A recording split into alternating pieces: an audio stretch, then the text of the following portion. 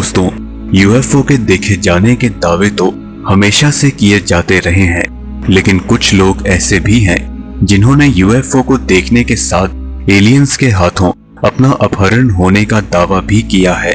ऐसे लोगों की संख्या एक या दो नहीं बल्कि हजारों में है। एक रिसर्च के अनुसार अमेरिका की 2.5% आबादी ने यूएफओ को देखने या एलियंस के हाथों किडनैप होने का दावा किया है। आखिर एलियंस इंसानों को किडनैप क्यों करते हैं और किडनैप हुए लोगों के साथ आखिर क्या होता है? इस तरह के सभी सवालों का जवाब एलियंस के जाल में फंसे लोगों ने दिया है। एलियन एब्डक्शन के सैकड़ों दावे किए गए हैं। तो चलिए दोस्तों, आज इस वीडियो में हम इन्हीं में से कुछ दिलचस्प एलियन एब्डक्शन केसेस के बारे में जानते हैं। एलिजाबेथ क्लेरर।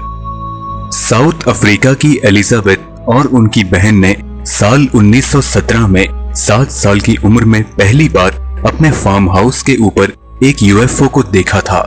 1954 में एलिजाबेथ को खबर मिली कि उनके फार्म हाउस के आसपास लोगों को एक अजीब सी चमकती हुई वस्तु नजर आ रही है।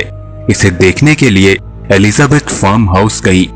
उसी दिन 27 दिसंबर 1954 को उन्हें एक स्टारशिप नजर आया जो जमीन से सिर्फ 3 मीटर की ऊंचाई पर था। उन्होंने स्टारशिप के पायलट को भी देखा। 18 महीने बाद वह स्टारशिप दोबारा वापस आया और इस बार शिप के पायलट एकन से एलिजाबेथ की मुलाकात भी हुई और बाद में ये मुलाकात प्यार में बदल गई।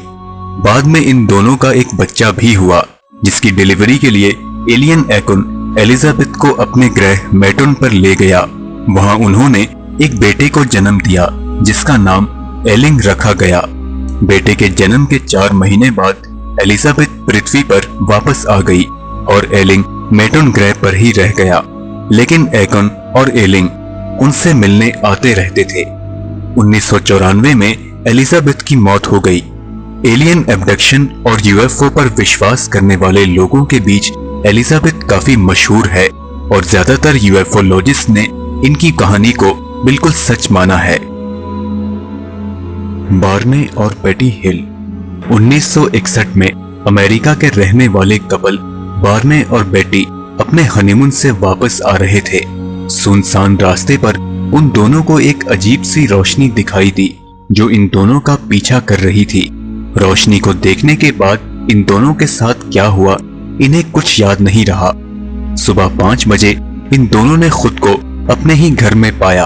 दोनों के कपड़े गंदे हो चुके थे, उनकी घड़ियां बंद हो चुकी थी, बेटी के कपड़े फटे हुए थे और बार्ने का जूता बुरी तरह घिस चुका था। दोनों को कुछ समझ नहीं आ रहा था कि उनके साथ क्या हुआ है। एक साइकेट्रिस्ट से मिलने के बाद उन्हें उस रात की घटना याद आ गई, जिसके बाद बेटी ने ये बताया कि उनका पीछा करने वाली वो रहस्यमयी रोशनी दरअसल कुछ और नहीं बल्कि एक एलियन शिप था।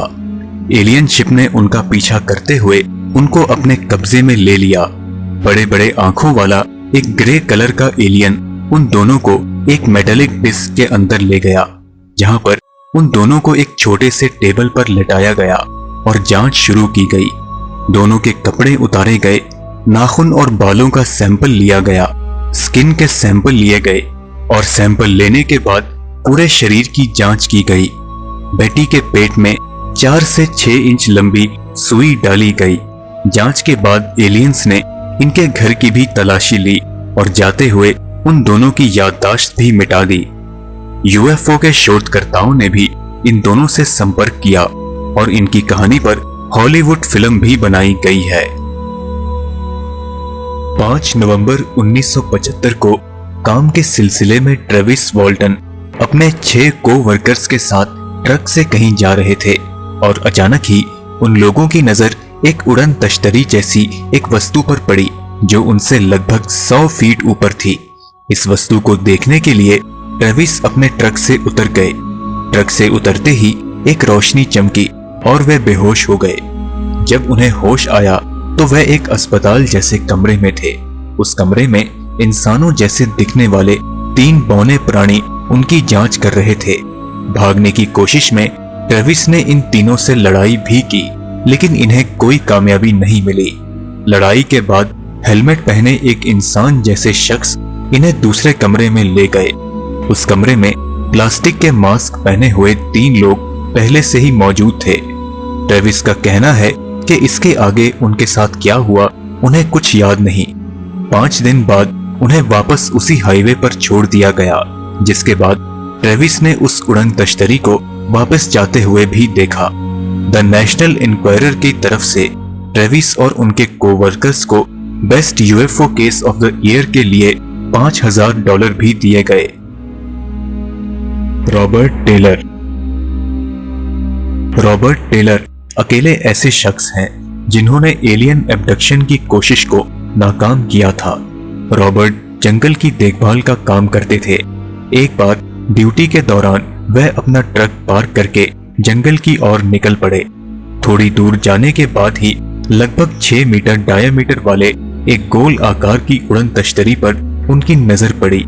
वह उड़न तश्तरी इनके ट्रक से 480 मीटर दूर लैंड हुई। लैंडिंग के बाद उसमें से गंदी बदबू आने लगी और फिर एक अदृश्य शक्ति इन्हें उस उड़न तश्तरी की ओर खींचने लगी। बेहोश होने से पहले तक रॉबर्ट ने खुद को रोकने की पूरी कोशिश की और उनकी ये कोशिश कामयाब भी रही। उन्हें जब होश आया तो वह घायल हो चुके थे और वह उड़न तश्तरी वहां से जा चुकी थी। रॉबर्ट वापस अपने ट्रक की ओर आए, लेकिन ट्रक स्टार्ट न होने के कारण वह पैदल ही अपने घर की ओर चल पड़े। उनके कपड़े फट चुके थे, चेहरा कई जगह से छिल चुका था। रॉबर्ट ने पुलिस को इसके बारे में सब कुछ बताया। पुलिस जंगल में गई और उस जंगल में उन्हें अजीब से आकार के निशान भी मिले, लेकिन उन्होंने क्रिमिनल केस फाइल किया। रॉबर्ट के साथ हुई यह घटना यूएफओ देखे जाने का एकमात्र ऐसा मामला है जिसमें क्रिमिनल इन्वेस्टिगेशन की गई थी। यूएफओलॉजिस्ट मैल्कम रॉबिन्सन ने रॉबर्ट की कहानी को सच माना है। फ्रेडरिक वेलेंटिक 21 अक्टूबर 1978 को फ्रेडरिक वेलेंटिक जिस एयरक्राफ्ट को उड़ा रहे थे वह उड़ान के समय ही अचानक गायब हो गया। गायब होने से पहले फ्रेडरिक ने एयर ट्रैफिक कंट्रोल को यह बताया था कि उनकी फ्लाइट से लगभग 1000 फीट ऊपर एक एयरक्राफ्ट इनका पीछा कर रहा है। कुछ देर बाद फ्रेडरिक ने यह बताया कि जो एयरक्राफ्ट उनका पीछा कर रहा है वह दरअसल एयरक्राफ्ट नहीं बल्कि कुछ और ही है और ये अब उनके काफी करीब आ चुका है। इतना कहने के बाद फ्रेडरिक का एयर ट्रैफिक कंट्रोल से संपर्क टूट गया और उनकी फ्लाइट गायब हो गई। इस घटना के बाद ऑस्ट्रेलिया के कई लोगों ने 21 अक्टूबर को यूएफओ को देखने का दावा किया था। फ्रेडरिक ने भी बताया था कि उन्हें जो एयरक्राफ्ट फॉलो कर रहा है वो एयरक्राफ्ट नहीं बल्कि कुछ और ही है।